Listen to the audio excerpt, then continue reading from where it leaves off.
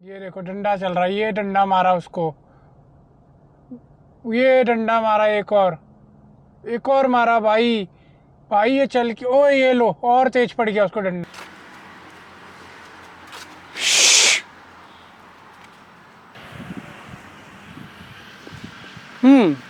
Perfect, मज़ा आ गया।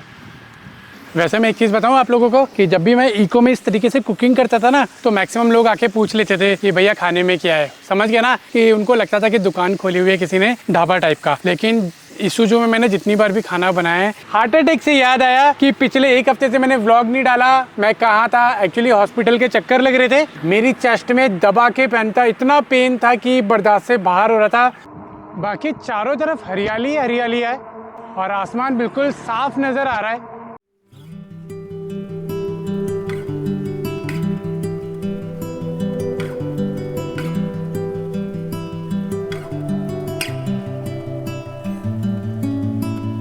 You don't let your feelings haunt you. You don't ever get nervous, do you? With all the right cards in your hand.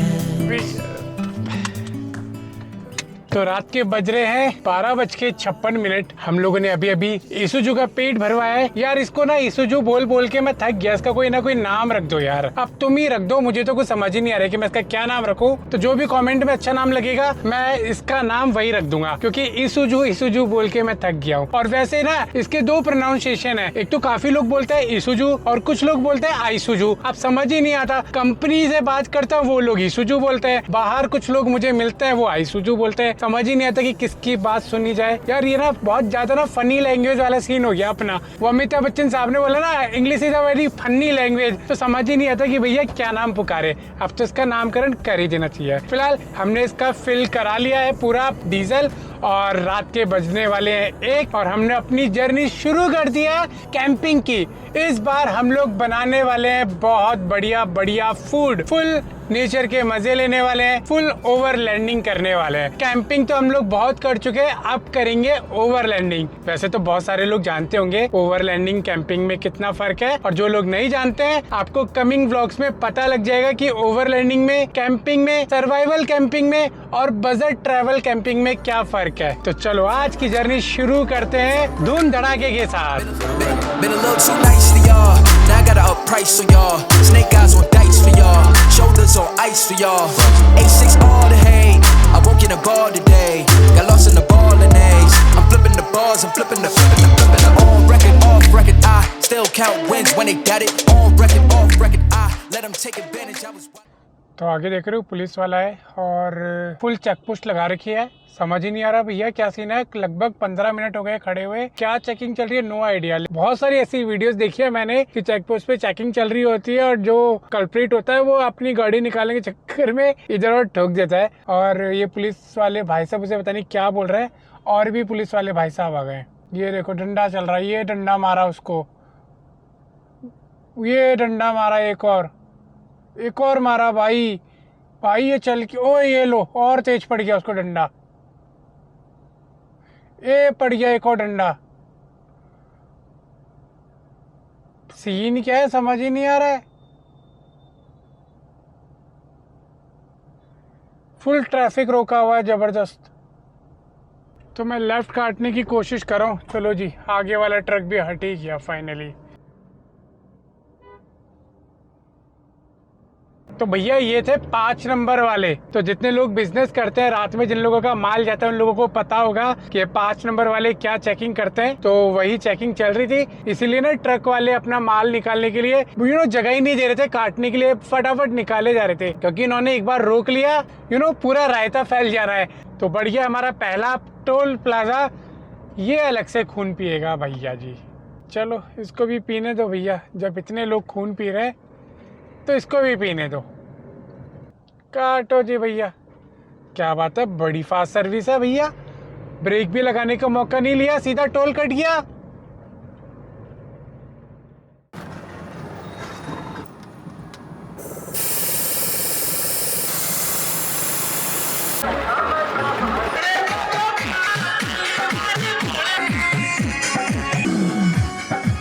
तो अभी आपने देखा क्या मस्त डीजे चल रहा है, कावड़ यात्रियों का सीजन चल रहा है, तो सुबह से फुल एंटरटेन हो रहा है। अब आप सोच रहे कि हम तो रात में चल रहे थे, सडनली सुबह कैसे हो गई। वैसे ना रात को बड़ा मजा आ रहा था चलाने में, ड्राइव करने में, वेदर भी अच्छा था, एसी भी बिल्कुल लो पे चलाना पड़ रहा था, बहुत बढ़िया था। तो मैंने सोचा था कि यार अपन सोए तो है नहीं, हर बारी की तरह नींद आना तो बनती है, तो गढ़ मुक्तेश्वर क्रॉस करते ही अपन एक हॉल्ट ले लेंगे और 1-8 घंटे का पावर नैप ले लेंगे।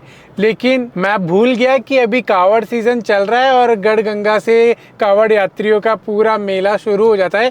तो जैसे ही मैंने गढ़गंगा का ब्रिज क्रॉस किया तो पूरा हाईवे का ट्रैफिक सिंगल लेन पे डाल दिया और बाकी जो दूसरी लेन है उसके ऊपर टोटल कावड़ यात्री चल रहे हैं। और उसके बाद जैसे ही ब्रिज क्रॉस किया, ब्रिज क्रॉस करने के 90 किलोमीटर तक मेरे को कोई भी ऐसा ऑप्शन नहीं मिला कि मैं अपनी गाड़ी को सेफली खड़ी करके एक पावर नैप ले सकूं। वो 90 किलोमीटर इतने भारी पड़ गए कि वो मुझे ही पता है कि मैंने कैसे आके खोल के ड्राइव किया है। देन फिर एक टोल प्लाजा क्रॉस किया, यही रोड पे लगा के पावर नैप लिया, जो 1 घंटे का होने वाला था वो 4 घंटे में कन्वर्ट हो गया। वेल, ये तो रोड ट्रिप का पार्ट है, ये तो चलता रहेगा। फिलहाल अपने ना टायर प्रेशर ज़्यादा हो रहा था तो मैंने टायर प्रेशर में 2-2 पॉइंट कम कर दिए, क्योंकि मैंने 40 कराया हुआ था और जब नाइट में ड्राइव कर रहा था तो इंक्रीज हो रहा था, तो इसीलिए मैंने 2-2 पॉइंट सारे टायरों में से हवा निकाल दिया है। धूप निकल गई है, गर्मी बढ़ गई है, तो ये वाला PSI और बढ़ने वाला था, तो हमारा टायर ब्लास्ट ना करे, तो इसीलिए मैंने PSI कम कर दिया है। तो जैसे जैसे हम लोग चल रहे हैं टायर प्रेशर चेक करते रहेंगे, इंक्रीज होगा तो उसे डिक्रीज कर लेंगे, डिक्रीज होगा तो कहीं से रिफिल कर लेंगे।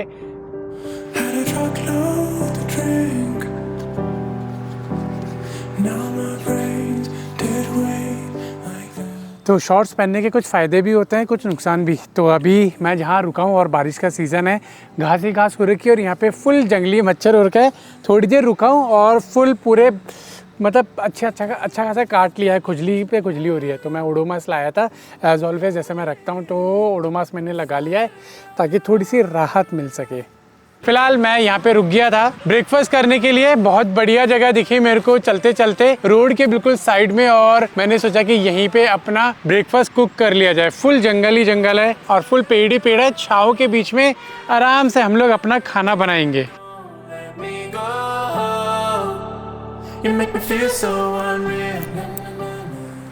तो अभी हमें ब्रेकफास्ट बनाने में 1 घंटे के आसपास लग जाएगा, मतलब 1-1.5 घंटे का हमने ब्रेक लिया, गाड़ी को भी ब्रेक मिल जाएगा। तो धूप अच्छी निकली हुई थी, सोचा सोलर पैनल कनेक्ट कर देता हूँ। हमारी जो पीछे वाली बैटरी है वो चार्ज होती रहेगी, क्योंकि 4-5 दिन से वो मैंने चार्ज नहीं करी, कंटिन्यू यूज हो रही है, लाइट ऑन हो रही है, मोटर ऑन हो रही है, तो उसका वोल्टेज डाउन हो जाएगा, तो फिर वो वाला प्रेशर नहीं मिलेगा। तो 1-1.5 घंटे में वो भी चार्ज हो जाएगी। बाकी अब खोलते हैं अपना खजाना, खाना बनाने का तैयारी करते हैं। पहले तो यार एक चीज दिखाता हूँ, अभी पहले मैं इसको फोल्ड कर देता हूँ।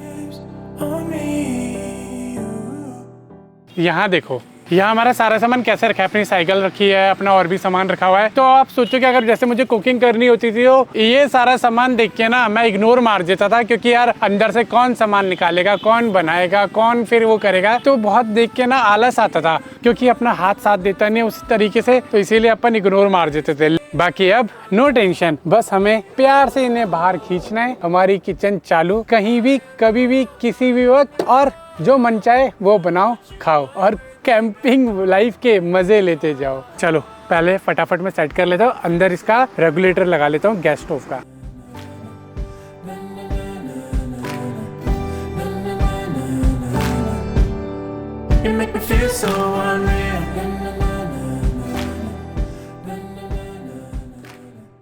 तो मैंने यहाँ पे ना खाना बनाने के लिए थोड़ा सा सामान क्या निकाला था, यहाँ देखो अपने चारों तरफ, ये देख रहे हो।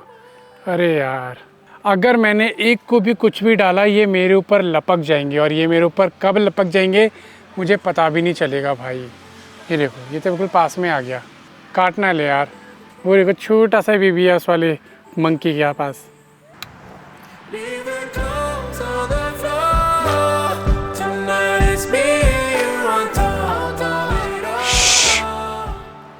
मैं जरा थोड़ा सा काम क्या करने लग गया, भाई साहब मेरी प्याज उठा के ले गए यार। मैं तो इस तरीके से काम ही नहीं कर पाऊंगा, जरा सी नजर हटी दुर्घटना घटी। और ये भाई साहब देखो यहाँ पे चढ़े हुए हैं, क्या चाहिए आपको? ये देखो सारे ऊपर चढ़े हुए हैं, मौका मिले तो हम यहाँ से उठा के भागे। ये देखो, ये देखो, शुक्र बनाओ प्याज लेके गया है तो वो मैंने बर्दाश्त कर लिया। अगर टमाटर उठा के ले जाता ना भैया तो मेरे को हार्ट अटैक आ जाता। उसके पीछे पीछे भागना पड़ता जंगल के अंदर ही मेरा टमाटर वापस दे दे। आपको पता है ना कितने महंगे हो रहे हैं, 160 रुपए किलो। और जब मैं नेपाल से आया था, नेपाल में 40 रुपए किलो खरीदे थे मैंने टमाटर। पता होता वहीं से 4-5 किलो भर लाता। मजाक कर रहा हूँ, वैसे भी वो खराब हो जाते लाते लाते।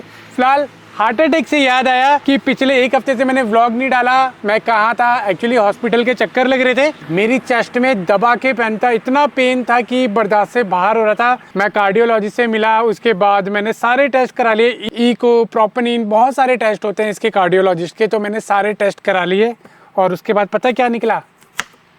ठेंगा बाबा जी का। कुछ भी नहीं निकला। ये चेस्ट पेन पता नहीं क्यों हो रहा है, नो आइडिया। यही हो रहा है कुछ टाइम से मेरे साथ में कि इस तरीके की प्रॉब्लम हो रही है और मैं कोई भी कोई भी टेस्ट करा रहा हूँ वो बिल्कुल नॉर्मल आ रहा है। लेकिन मेरा थोड़ा कोलेस्ट्रॉल बढ़ा हुआ है तो उसे मैं बहुत जल्दी एडजस्ट कर लूँगा। लेकिन ये चेस्ट पेन उसकी वजह से नहीं था। मुझे लग रहा है कि शायद मैं जो गिरा था अभी स्कूटर से उसकी वजह से चेस्ट पेन आया, क्योंकि थोड़ी स्वेलिंग हो रखी है।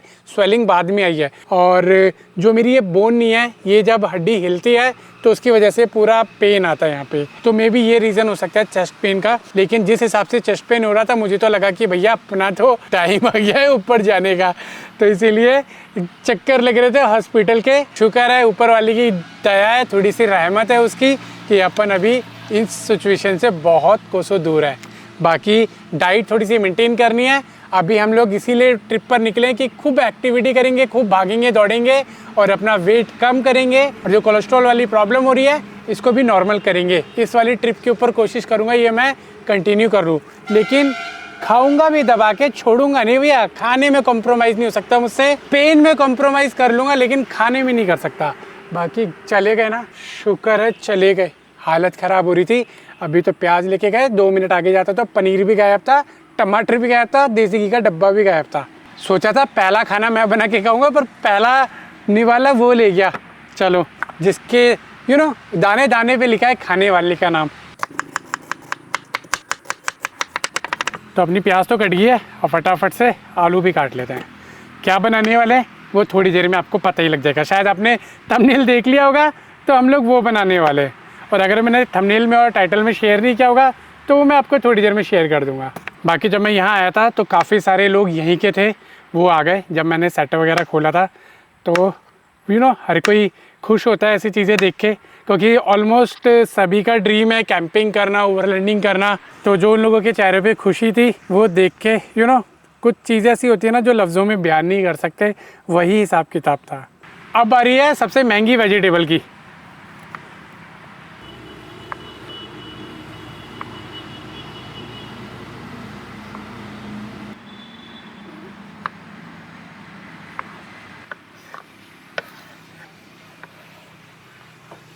वैसे ना बहुत कम होता है कि हम लोग जब रोड साइड चल रहे हैं तो हमें एक बढ़िया सा स्पेस मिल पाए। लेकिन इस वाले रूट से मैं बहुत बार निकल चुका हूँ, निम्बस से तो काफ़ी बार निकल चुका हूँ इस वाले रूट से।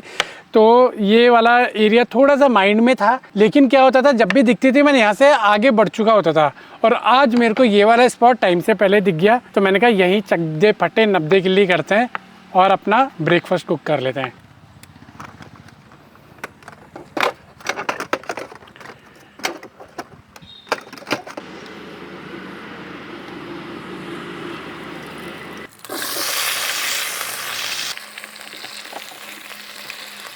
बाकी अभी अपने आलू फ्राई हो रहे हैं, बढ़िया से हो जाए, खाने में मज़ा आ जाए। तो इसमें डालते हैं थोड़ा सा नमक स्वाद अनुसार और थोड़ी सी काली मिर्च। तो हमारे आलू फ्राई हो गए, बढ़िया शक्ल दिख रही है। बाकी आप दूसरा खाना बनाना शुरू करते हैं।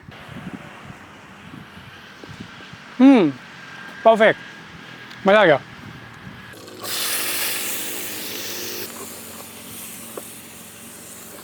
वैसे मैं एक चीज़ बताऊं आप लोगों को कि जब भी मैं इको में इस तरीके से कुकिंग करता था ना तो मैक्सिमम लोग आके पूछ लेते थे कि भैया खाने में क्या है। समझ गया ना, कि उनको लगता था कि दुकान खोली हुई है किसी ने, ढाबा टाइप का। लेकिन ईसुजू में मैंने जितनी बार भी खाना बनाया है भाई किसी ने आके नहीं पूछा है।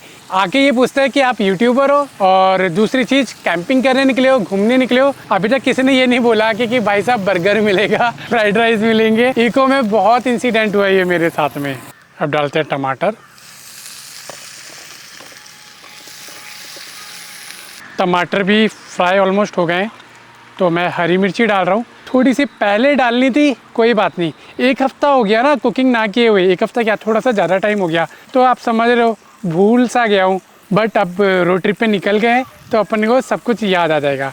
तो अभी डाल रहे हैं इसके अंदर पनीर, हरी मिर्च, इसको फ्राई करते हैं, मज़े से खाते हैं। बाकी हवा चल रही है थोड़ी थोड़ी, एकदम बढ़िया काम हो रहा है। हाँ जी सर। जी सर। हमें लगा कोई नई डिश बना रहे हैं आप। हाँ वही बना रहा हूँ अभी थोड़ा सा खाने के लिए। आप ब्लॉगिंग करते हैं? यस ब्लॉगिंग करता हूँ, ट्रैवल करता हूँ। राइडिंग विद पीस, हाँ जी सर। इसी नाम से है क्या? जी। ओके। ओके, तो कुछ सरकारी अफसर आ गए थे, तो वो लोग जा रहे थे दूर से, देखते देखते उन्होंने कहा कि यार थोड़ा सा देखने में दूर से डिसेंट लग रहा था, अच्छा लग रहा था। तो हम लोगों को अंदर से थोड़ी सी एक्साइटमेंट हुई, तो हम लोग आ गए। मेरे को ऐसा लगा कि कभी उनको ये नहीं लगा कि मैं दुकान खोल के खड़ा हो, जो मैं अभी आपसे बात कर रहा था।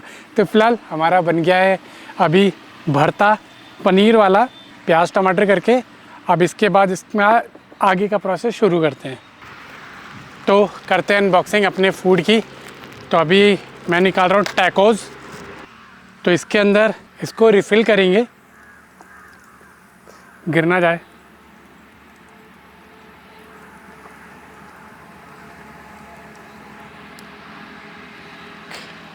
बढ़िया तरीके से रिफ़िल कर रहा हूँ मैं। अरे यार बर्तन गिर गया नीचे, चलो कोई बात नहीं। अभी पहले इसको सेकते हैं, इसको साइड कर देता हूँ, दूसरा वाला निकाल लेता हूँ।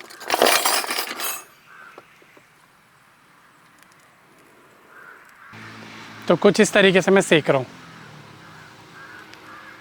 तो हमारा ब्रेकफास्ट तो रेडी हो गया है, लेकिन यहाँ पे ना फिर से वानरों की सेना आ गई है। और एक ये भाई साहब यहाँ पे चढ़ गए, ये छुप छुप के देख रहे कि जैसे इसकी नज़र हटे तो हम सीधे यहाँ पे हल्ला बोले। एक ये भाई साहब भी आ गए। हाँ जी, क्या हाल है जी? सूंघ रहे कि क्या चल रहा है क्या नहीं चल रहा है। फाइनली हमारा ब्रेकफास्ट, बोले तो लंच, कुछ भी समझ लो, ब्रंच समझ लो, रेडी हो गया है। और बहुत ही ज़्यादा लजीज बनाए, वो तो आपको देख के समझ ही आ रहा होगा। तो अभी चारों तरफ ना बंदर ही बंदर हो गए, तो एक काम करता हूँ, ये फटाफट पैक कर लेता हूँ, अंदर बैठते हैं। चारों तरफ बंदर ही बंदर है, हाथ से छीन के ना ले जाए।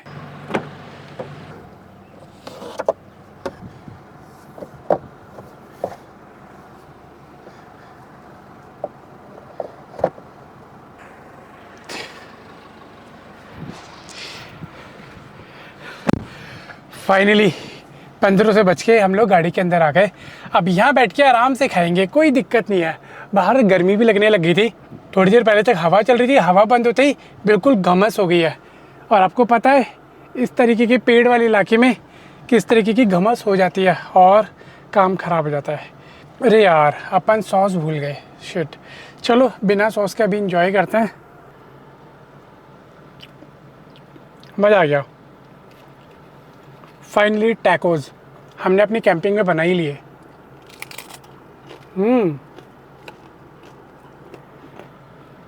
क्रंची,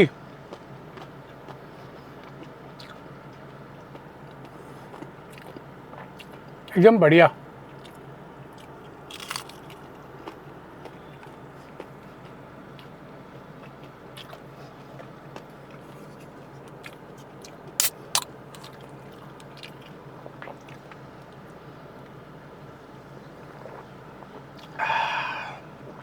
ओए होए होए होए, क्या ठंडक मिली है। यहाँ से ऐसे अंदर जा रहा है तो पूरा ठंडा ठंडा करता जा रहा है, मज़ा आ गया है।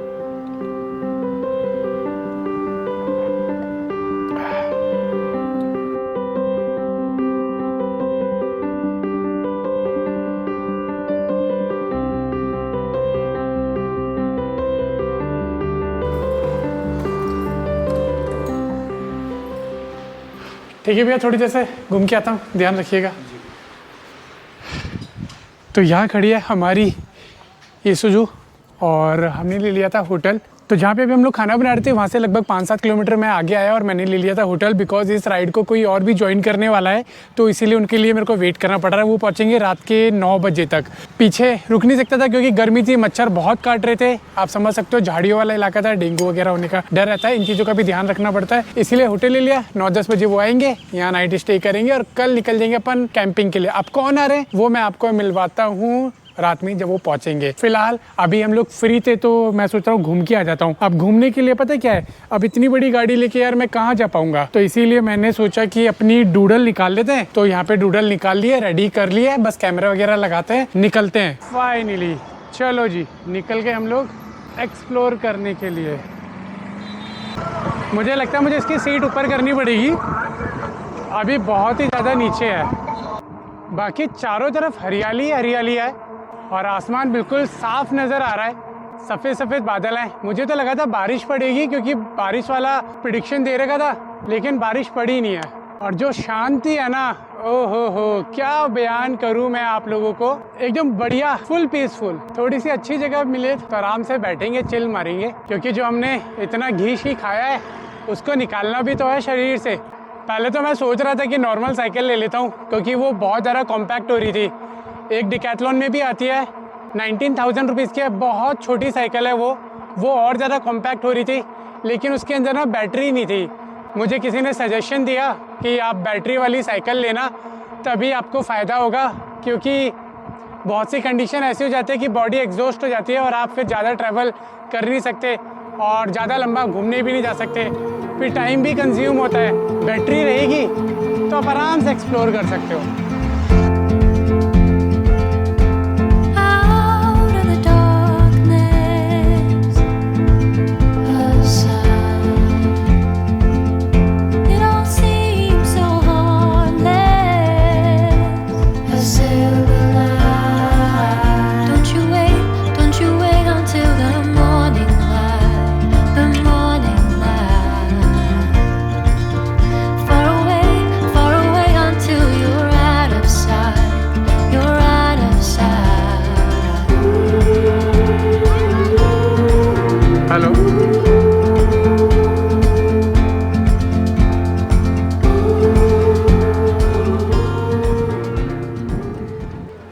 वो सामने की तरफ, वो उधर वो जंगल, हाँ हाँ हाँ हाँ, वो सिद्ध बाबा में ब्रह्मदेव। अच्छा वो नेपाल है, वो नेपाल है। ओके, तो हम लोग पहुंच गए हैं टनकपुर में शारदा घाट पे, और यहाँ की जो वाइब्स है वो बहुत ही ज़्यादा अल्टीमेट है, क्योंकि जब रिवर हमारे सामने से जारी होती है ना, आंखों के सामने से बह रही होती है, ओहो, इसके बारे में ना शब्दों में बयान करना बहुत मुश्किल होता है। बाकी यहाँ पे लोग बाग आए हुए हैं, बैठे हुए हैं, एंजॉय कर रहे हैं, और सामने का जो माउंटेन्स वाला एरिया, ये नेपाल में ही पड़ता है सारा? ये सब नेपाल है। ओके, तो ये सामने वाला जितना भी ये माउंटेन्स दिख रहा है ये सारा नेपाल के अंदर है। फिलहाल यहाँ पे बैठते थोड़ी देर और रिलैक्स करते हैं।